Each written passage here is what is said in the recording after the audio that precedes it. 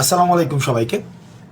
ইতিমধ্যে কয়েকটা বিষয় অ্যারাইজ হয়েছে সোশ্যাল মিডিয়াতে যে সকল শ্রেণী পেশার মানুষ হচ্ছে টিএসসিতে ত্রাণ সহায়তা করেছে। এখন এই ত্রাণের টাকা কেন ব্যাংকে রাখা হয়েছে, মানে এটাও একটা বার্নিং কোয়েশ্চেন বর্তমানে সোশ্যাল মিডিয়াতে শুধু বাজওয়ার্ড। টিএসসির টাকা কেন, ত্রাণের টাকা কেন ব্যাংকে? এখন দেখেন, আমরা যখন ত্রাণ সংগ্রহ করি এবং ত্রাণের কিন্তু প্রত্যেক দিনের হিসাব কিন্তু উপস্থাপন করা হয়েছে যে প্রত্যেক দিন আজকে কয় টাকা উঠেছে, তারপর দিন কয় টাকা উঠেছে এবং সর্বশেষ দিন কয় টাকা উঠেছে, প্রত্যেক দিনের হিসাবটি কিন্তু প্রত্যেক দিন প্রকাশ করা হয়েছে। দ্বিতীয়ত যে বিষয়টি সেটি হচ্ছে যে আমরা মানে দুর্যোগের তিনটা স্তর থাকে। একটা হচ্ছে দুর্যোগ পূর্ববর্তী স্তর, দুর্যোগকালীন এবং দুর্যোগ পরবর্তী।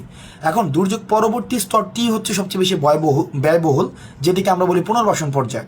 এখন এই পুনর্বাসন পর্যায়টি যেহেতু সবচেয়ে ব্যয়বহুল, সুতরাং আমরা সিদ্ধান্ত নিয়েছি এবং আমরা দেখেছি আর অন্যান্য যেই যারা হচ্ছে সহায়তা করছে, বিশেষ করে আসন্ন ফাউন্ডেশনকেও আমরা দেখেছি যে তাদের ত্রাণের অধিকাংশ একটি অর্থ তারা রেখে দিয়েছে পুনর্বাসনের জন্য।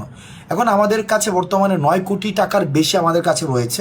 এখন আমরা এটি সিদ্ধান্ত নিয়েছি যে এই টাকাটি যে বন্যা কবলিত যে এলাকা সেখানে যে পুনর্বাসন স্তরে আমরা হচ্ছে ব্যয় করব।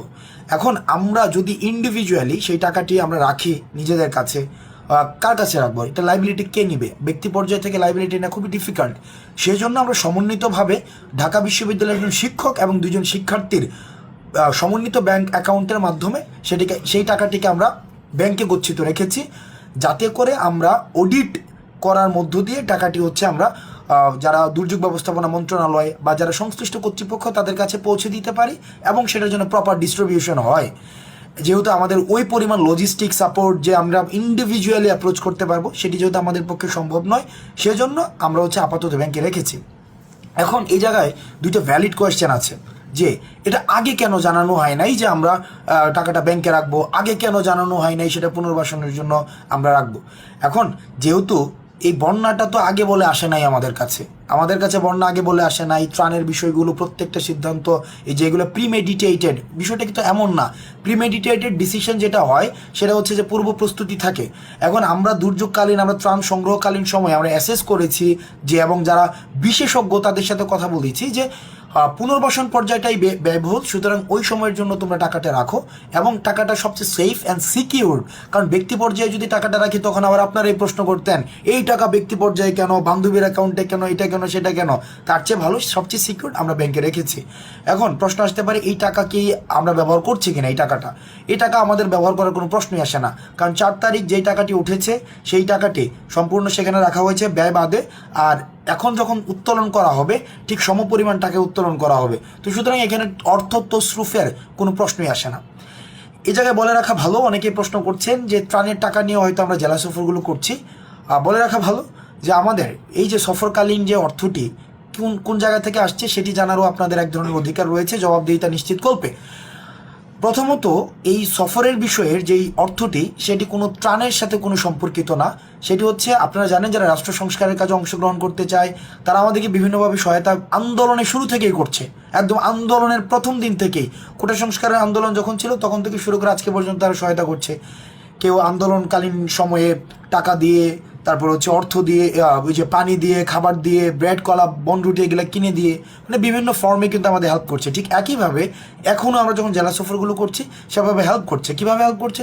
কেউ হয়তো গাড়ি সহায়তা দিচ্ছে, কেউ হয়তো খাবার অ্যারেঞ্জ করে দিচ্ছে, কেউ হয়তো থাকার জায়গাটির ব্যবস্থা করে দিচ্ছে। এখন সেটি শুভাকাঙ্ক্ষী যারা রয়েছে তারা এই কাজটি করছে। আমাদের বিশ্ববিদ্যালয়ের অনেক বড় ভাই রয়েছে, তারা এই কাজটি করছে। রাষ্ট্র সংস্কারে আগ্রহী কিন্তু নাম প্রকাশে অনিচ্ছুক অনেকে রয়েছে, তারাও এই কাজটিতে আমাদের সাথে অংশগ্রহণ করছে। সর্বশেষে এখন আমাদের বিষয়ে কিছু এলিগেশনস আপনারা দিচ্ছেন বা অভিযোগ করছেন, বিশেষ করে কমেন্টে অনেকে নাম না জানা, যাদের আসলে ব্যক্তিগতভাবে ফেসবুক আইডিগুলো লক করা এবং হচ্ছে দেখা যাচ্ছে যে তারা একটা পার্টিকুলার রাজনৈতিক সাবস্ক্রিপশন নিয়ে তারা হচ্ছে চলাফেরা করছে। তো তারা আপনারা অভিযোগ দিচ্ছেন এবং কিছুদিন আগে হচ্ছে 12 কোটি টাকা নিয়ে হচ্ছে আমি আর সার্জিস নাকি আমাদের মতো কন্দল আছে, এই ধরনের অভিযোগ কিন্তু আমাদের আন্দোলনকালীনও হয়েছে। ইভেন আওয়ামী লীগ বলছে আমরা নাকি 500 কোটি টাকা আমাদেরকে দিছে। তারপরে একটা পর্যায়ে তো আসছে যে আন্দোলনের আগের দিন সার্জিসের বাসায় 2 কোটি টাকা পাওয়া গেছে। আমার এবং সার্জিসের মধ্যে 7 কোটি টাকা নিয়ে বিবাদ আন্দোলনকালীন সময়। তো এখন দেখুন ওই অভিযোগগুলো তো ছিল, কিন্তু ওই অভিযোগ তো একটাও প্রমাণিত হয়নি। আমাদের আওয়ামী লীগ সরকার, ফেসির সরকার যখন ছিল তারা তখনও আমাদেরকে বিতর্কিত করার জন্য বিভিন্ন অভিযোগ দিয়েছে। এখন তাদের যারা ফলোয়ার্স রয়েছে, তাদের যারা কর্মী রয়েছে, তারাই হচ্ছে এখন আমাদের বিরুদ্ধে এই অভিযোগগুলো দিচ্ছে যে আমরা হচ্ছে যেমন 12 কোটি টাকা নাকি আমরা নিয়ে পালাই গেছিলাম, তো আবার হচ্ছে এটার ডিবাঙ্ক করা হয়েছে। এই তথ্যটি সম্পূর্ণ অসত্য, সম্পূর্ণ ভুয়া। তো আপনারা যারা অভিযোগ দিচ্ছেন, আমরা আপনাদেরকে চ্যালেঞ্জ দিচ্ছি, ওপেন প্ল্যাটফর্মে চ্যালেঞ্জ দিচ্ছি, যদি 1 টাকার কোনো ধরনের আপনারা আমাদেরকে মোরালি 1 টাকা কোনো ধরনের আমরা খেয়েছি, 1 টাকা আমরা কারো কাছে চেয়েছি, কোনো চেষ্টা তদবির এগুলো করেছি এবং সেখানে আমরা টাকা খেয়েছি, 1 টাকা, আমি কিন্তু বলছি কোনো 1 টাকার কোনো ধরনের যদি আমাদের সংশ্লিষ্টতা দেখাতে পারেন, দেশের বিদ্যমান যে আইন রয়েছে সেই আইনে আমাদের যে ধরনের শাস্তি রয়েছে আমরা সেই ধরনের শাস্তি মাথা পেতে নেব। বৈষম্যবিরোধী ছাত্র আন্দোলনের আপনার যদি প্রপার এলিগেশনস থাকে, ডকুমেন্টস থাকে, এভিডেন্স বেসড এলিগেশনস থাকে, সেক্ষেত্রে আইনশৃঙ্খলা রক্ষাকারী বাহিনী যারা রয়েছে তাদেরকে আপনারা বলবেন। এখন একটা অভিযোগ, হুট করে একটা অভিযোগ দিয়ে দিচ্ছেন, সেটা আগা নাই মাথা নাই।